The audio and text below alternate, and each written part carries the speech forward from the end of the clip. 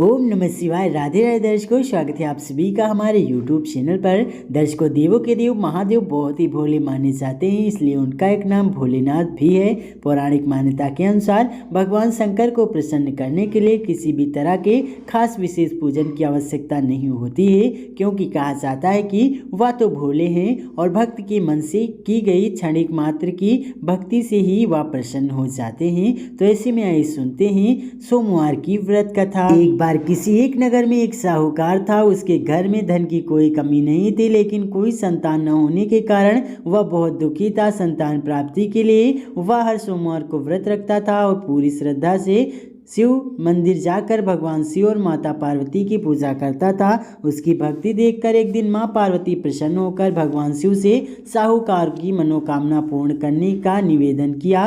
पार्वती जी के आग्रह पर भगवान शिव ने कहा कि हे पार्वती, इस संसार में हर प्राणी को उसके कर्मों का फल मिलता है और जिसके भाग्य में जो है उसे भोगना ही पड़ता है। लेकिन पार्वती जी ने साहूकार की भक्ति देखकर उसकी मनोकामना पूर्ण करने की इच्छा व्यक्त की। माता पार्वती के आग्रह पर शिव ने साहूकार को पुत्र प्राप्ति का वरदान तो दिया, लेकिन उन्होंने बताया कि यह बालक 12 वर्ष तक ही जीवित रहेगा। माता पार्वती और भगवान शिव की बातचीत को साहूकार सुन रहा था, इसलिए उसने तो इस बात की खुशी थी और न दुख। वह पहले की भांति शिव जी की पूजा करता रहा। कुछ समय के बाद साहूकार की पत्नी ने एक पुत्र को जन्म दिया। जब वह बालक 11 वर्ष का हुआ तो उसे पढ़ने के लिए काशी भेज दिया गया। साहूकार ने पुत्र के मामा को बुलाकर उसे बहुत सारा धन देते हुए कहा कि तुम इस बालक को काशी विद्या प्राप्ति के लिए ले जाओ। तुम लोग रास्ते में यज्ञ कराते जाना और ब्राह्मणों को भोजन दक्षिणा देते हुए जाना। दोनों मामा भांजे इसी तरह यज्ञ कराते और ब्राह्मणों को दान दक्षिणा देते काशी नगरी निकल पड़े। इस दौरान रात में एक नगर पड़ा जहां नगर के राजा की कन्या का विवाह था, लेकिन जिस राजकुमार से उसका विवाह होने वाला था वह एक आंख से काना था।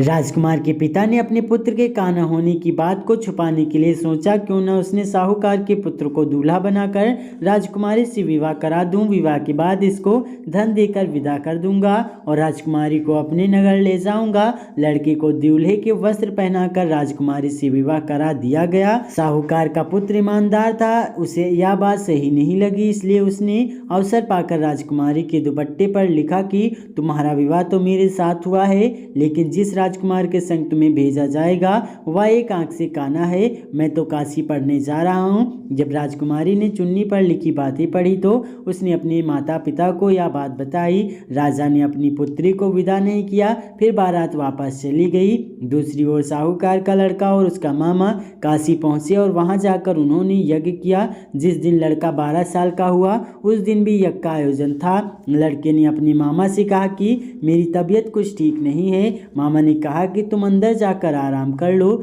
शिव जी के वरदान अनुसार कुछ ही देर में उस बालक के प्राण निकल गए। मृत भांजे को देख उसके मामा ने विलाप करना शुरू किया। संयोगवश उसी समय शिव जी और माता पार्वती उधर से जा रहे थे। पार्वती माता ने भोलेनाथ से कहा, स्वामी, मुझे इसके रोने के स्वर सहन नहीं हो रहा, आप इस व्यक्ति के कष्ट को अवश्य दूर करें। जब शिव जी मृत बालक के समीप गए तो वह बोले कि यह वही साहूकार का पुत्र है जिसे मैंने 12 वर्ष की आयु का वरदान दिया था। अब इसकी आयु पूरी हो चुकी है। लेकिन मातृभाव से विभोर माता पार्वती ने कहा कि हे महादेव, आप इस बालक को और आयु देने की कृपा करें, अन्यथा इसके वियोग में इसके माता पिता भी तड़प तड़प कर मर जाएंगे। माता पार्वती के पुनः आग्रह पर भगवान शिव ने उस लड़के को जीवित होने का वरदान दिया। शिव जी की कृपा से वह लड़का जीवित हो गया। शिक्षा पूरी करके लड़का मामा के साथ अपने नगर की ओर वापस चल दिया। दोनों चलते हुए उसी नगरी में पहुंचे जहां उसका विवाह हुआ था। उस नगर में भी उन्होंने यज्ञ का आयोजन किया।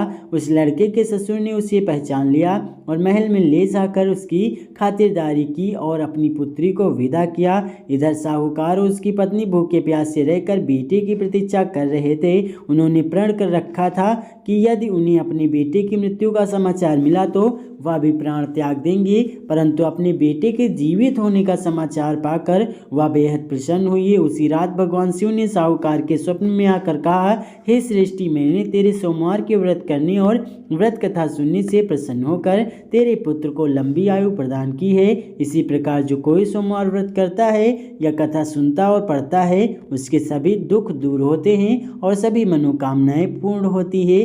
प्रेम से बोलिए शिव शंकर भगवान की जय।